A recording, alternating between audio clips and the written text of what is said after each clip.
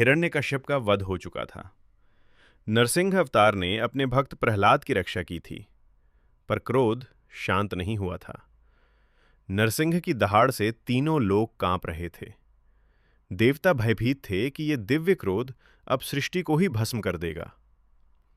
नरसिंह का रौद्र रूप अब भी गोधुली में खड़ा था।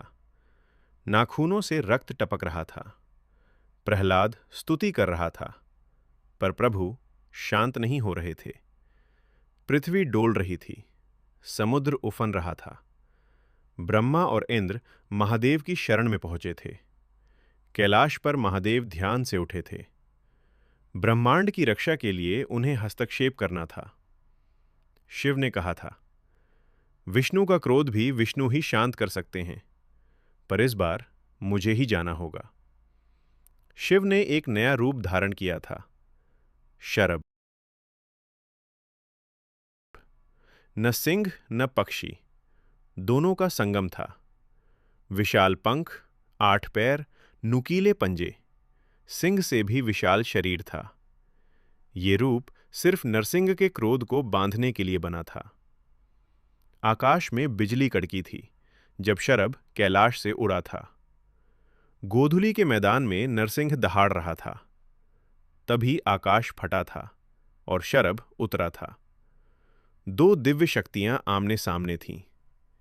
एक विष्णु का क्रोध था, दूसरा शिव का संयम। पृथ्वी इनके वजन से धंसने लगी थी। नरसिंह पंजों से झपटा था।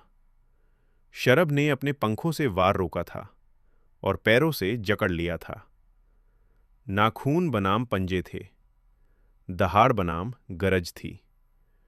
हर टक्कर से आकाश में उल्कापात हुआ था। देवता सुमेरु पर्वत से युद्ध देख रहे थे। युद्ध पृथ्वी से आकाश तक पहुंचा था। शरभ नरसिंह को लेकर बादलों के पार उड़ा था। नरसिंह शरभ के पंख नोचने की कोशिश कर रहा था। दोनों की शक्ति से नक्षत्र हिल रहे थे। ये युद्ध नहीं, 2 युगों का टकराव था। शरभ ने अपने 8 पैरों से नरसिंह को जकड़ लिया था। अपने पंखों से उसे ढक दिया था, जैसे मां बच्चे को शांत करती है। नरसिंह छटपटा रहा था, दहाड़ रहा था, पर शरभ की पकड़ दिव्य थी, क्रोध को प्रेम से बांधने वाली। शरभ की पकड़ में नरसिंह का क्रोध धीरे धीरे पिघला था। दहाड़ शांत हुई थी। आंखों की लालिमा कम हुई थी। नरसिंह को स्मरण हुआ था,